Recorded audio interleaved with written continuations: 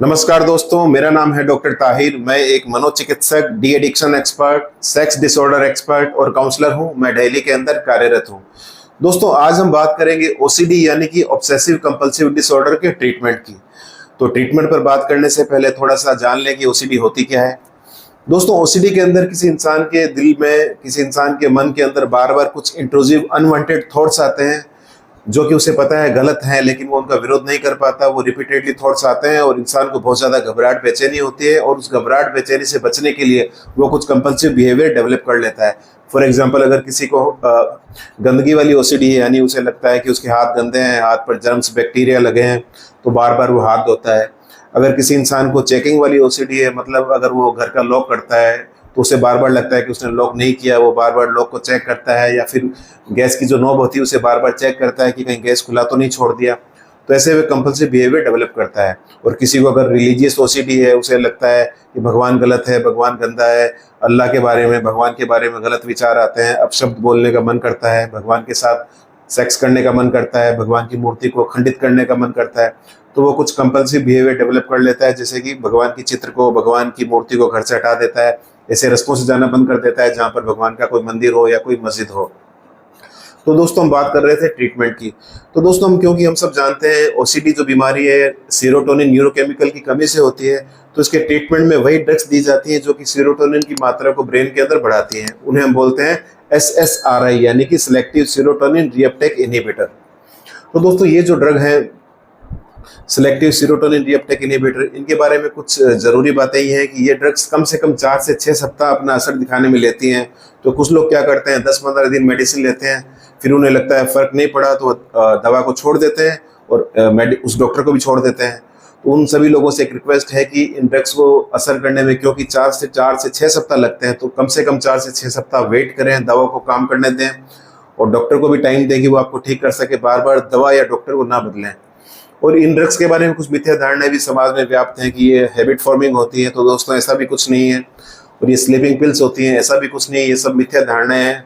हाँ, इन ड्रग्स को लेने के पहले सप्ताह के अंदर कुछ गैस्ट्रोइंटेस्टिनल ट्रैक्ट के साइड इफेक्ट्स आ सकते हैं, जैसे कि इंडाइजेशन, पेट का फूला फूला रहना, नोजिया, वोमिटिंग, कभी लूज मोशन, कभी कॉन्स्टिपेशन रहना। तो वो आराम से मैनेज किए जा सकते हैं। तो वैसे साइड इफेक्ट नहीं है कि जिनके कारण ड्रग्स को छोड़ा जाए। तो दोस्तों, अब बात करते हैं इसकी मेडिसिन का लेना कितने टाइम तक है। अब दोस्तों, अगर मेडिसिन को इफेक्ट आने में, जैसा कि मैंने बताया, 4 से 6 सप्ताह लगते हैं। उसके बाद अगर आपके 2 से 3 महीने में अगर सारे सिम्टम्स रिजोल्व हो गए, तो भी उसके बाद हमें कम से कम 1 साल तक इन मेडिसिन को लेना होता है। कोई भी पेशेंट हो, कम से कम 6 से 9 महीने तो मेडिसिन को हमें लेना ही लेना होता है। और आइडियली ज़्यादा अच्छा रहता है कि सिम्टम्स पूरे ठीक होने के बाद कम से कम 1 या 2 साल तक कंटिन्यूस मेडिसिन को लिया जाए, फिर धीरे धीरे टेपर करके हम उसे बंद करते हैं। तो दोस्तों, ये मेडिसिन वाला पहलू हो गया। अब हम बात करते हैं इसकी काउंसलिंग के बारे में। तो दोस्तों, काउंसलिंग के अंदर जो गोल्डन टूल है, जो कि काफ़ी ज़्यादा इंपॉर्टेंट है, उसे हम बोलते हैं एक्सपोजर एंड रिस्पॉन्स प्रिवेंशन। जैसा कि नाम से पता चलता है, पहले एक्सपोज किया, फिर रिस्पॉन्स को प्रिवेंट किया। यानी कि ओसीडी के मरीज में जिस भी किसी चीज़ से उसे घबराहट छूटती है, जैसे कि गंदगी वाला जो ओसीडी होता है, उसे लगता है मेरे हाथ में गंदगी लग गई, तो उसे किसी गंदगी की तरफ एक्सपोज किया जाता है। फिर उसे हम बोलते हैं कि उसे कोई कंपल्सिव बिहेवियर यानी कि हाथ को धोना ऐसा नहीं करना है, बस उसे वेट करना है, विचारों को आने दो। जो भी विचार है 3-4-5 मिनट में अपने आप चले जाएंगे। कोई भी कंपल्सिव बिहेवियर को डेवलप नहीं करना है। तो इसे हम बोलते हैं एक्सपोजर एंड रिस्पॉन्स प्रिवेंशन। इसे मैं एक आपको एग्जाम्पल के थ्रू थोड़ा शॉर्टली समझा सकता हूँ। फॉर एग्जाम्पल, किसी इंसान को कंटेमिनेशन विद डर्ट, यानी जो मोस्ट कॉमन ओसीडी होती है, यानी कि गंदगी वाली ओसीडी, उसकी बीमारी है, तो हम क्या करते हैं, उस इंसान को सबसे पहले एक डस्टबिन दिखाते हैं कि देखो वो डस्टबिन। तो जैसे ही वो डस्टबिन को देखता है, कचरे के पात्र को, तो उसके मन में घबराहट छूटती है। अब हम उसे बोलते हैं कि घबराहट को आने दो और कुछ भी मत करो, कोई हाथ नहीं धोना, कोई बदन को नहीं धोना, नहाना नहीं है। उसके बाद हम बोलते हैं अगले स्टेप कि उसे कचरे के डब्बे के थोड़ा पास भेजते हैं। तो जैसे ही वो थोड़ा पास जाता है, उसके अंदर और बेचैनी छूटती है और ज़्यादा घबराहट बढ़ती है। तब भी हम उसे बोलते हैं उसे कुछ भी नहीं करना, सिर्फ घबराहट बेचैनी का सामना करना है, विचारों का सामना करना है। विचार थोड़ी देर बाद अपने आप चले जाएंगे। उसके अगले लेवल पर हम बोलते हैं कि पास में जाकर डस्टबिन को टच कर दो। अब जैसे ही वो टच करता है, तो उसके लिए तो बहुत बड़ी बात हो गई। उसको लगता है कि अब बहुत मैं पूरा गंदा हो चुका हूँ, पूरा मुझे पूरे पूरे दिन नहाना पड़ेगा। लेकिन उसे हम रोकते हैं कि ऐसा कोई भी बिहेवियर उसे नहीं करना है, सिर्फ उसे खड़े रहना है, शांति से अपने विचारों को आने देना है, गंदगी के विचारों को, और जाने देना है। उसके बाद तो लास्ट जो लेवल होता है उसके हम बोलते हैं कि डस्टबिन के अंदर अपने पूरे हाथ डाल दे गंदगी में। तो दोस्तों ये तो उसके लिए एकदम सबसे ऊंचे लेवल की घबराहट हो गई। वो हाथ डालता है, उसे लगता है एकदम, उसी जान घबराती है, उसे लगता है अब तो मैं पागल हो गया हूँ, मुझे बस कैसे न कैसे हाथ धोने हैं, बदन को धोना है। लेकिन हम उसे सजेस्ट करते हैं कि उसे बिल्कुल भी हाथ नहीं धोना है और बिल्कुल भी कपड़ों को नहीं धोना। उसे इस फेज का सामना करना है, विचारों का सामना करना है। विचार जो थोड़ी देर के लिए आए हैं वो 3-4-5 मिनट बाद अपने चले जाएंगे। तो दोस्तों इस प्रकार से एक्सपोजर एंड रिस्पॉन्स प्रिवेंशन में हम एक हायरार्की बनाते हैं जिसके अंदर सबसे नीचे लेवल पर वो चीज रखी जाती है जिससे इंसान को थोड़ी सी घबराहट होती है। उसके बाद इससे ऊपर के लेवल पर वो चीज रखी जाती है जिससे थोड़ी ज्यादा घबराहट होती है। उसके बाद इससे ऊपर के लेवल पर वो चीज रखी जाती है जिससे और ज्यादा घबराहट होती है। फिर उसके बाद जो सबसे ऊपर के लेवल पर वो चीज रखी जाती है जिसके प्रति सबसे ज्यादा घबराहट होती है। और इंसान को एक के बाद एक लेवल करके ऊपर बढ़ते हुए एक्सपोज किया जाता है। और एक लेवल से दूसरे लेवल पर जाते समय उसे बहुत ज्यादा घबराहट बेचैनी होती है, तो उसे उसका सामना करना सिखाते हैं। उसके लिए उसे हम सजेस्ट करते हैं कि उस समय जिस समय घबराहट बेचैनी हो, या तो डीप ब्रीदिंग एक्सरसाइज करें या फिर प्रोग्रेसिव मस्कुलर रिलैक्सेशन जो कि एक रिलैक्सेशन की अच्छी टेक्निक है, इन दोनों को करें। तो इसमें क्या करना होता है दोस्तों, इंसान को एकदम आंखें बंद करके बैठना होता है जब घबराहट के विचार आ रहे हों, और धीरे धीरे उसे सांस लेनी होती है 10 सेकंड तक, फिर अगले 10 सेकंड तक होल्ड करना होता है, फिर अगले 10 सेकंड में मुंह से सांस को ऐसे छोड़ देना होता है।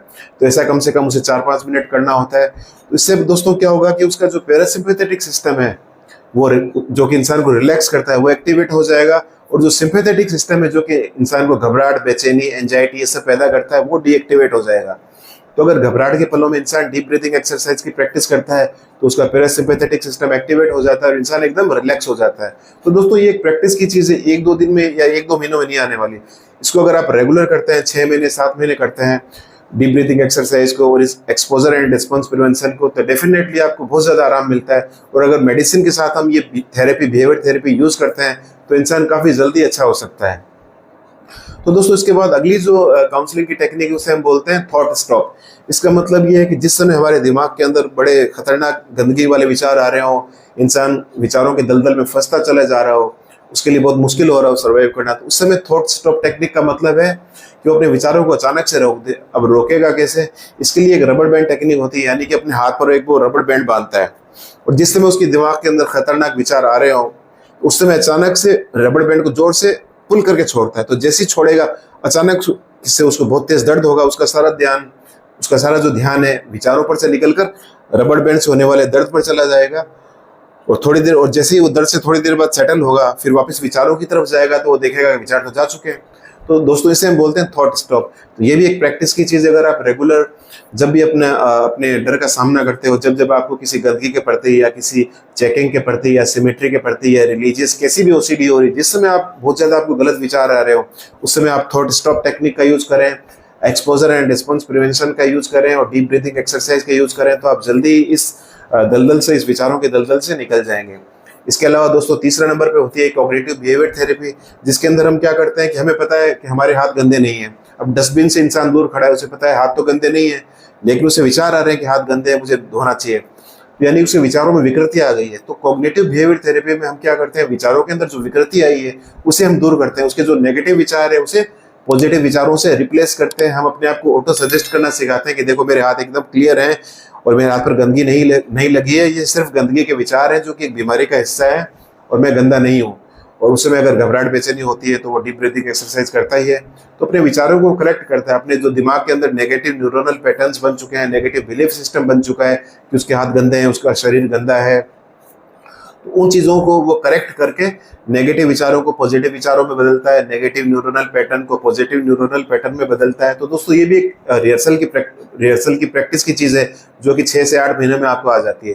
तो अगर आप रेगुलर बेसिस पर आप एक्सपोजर रिस्पॉन्स प्रिवेंशन का, थॉट स्टॉपिंग का और कॉग्निटिव बिहेवियर थेरेपी का यूज़ करते हैं और साथ में अगर आप मेडिसिन लेते हैं 1 से 2 साल तक, तो डेफिनेटली आप ओसीडी नाम की जो मानसिक बीमारी है जो कि काफ़ी खतरनाक है और काफ़ी लोगों को परेशान करती है, लोगों का सोशल, ऑक्यूपेशनल, पर्सनल, जो इंटरपर्सनल रिलेशनशिप खराब हो जाती है, लोगों का काफ़ी डिग्रेडेशन हो जाता है, तो उससे आप आराम से बाहर निकल सकते हो।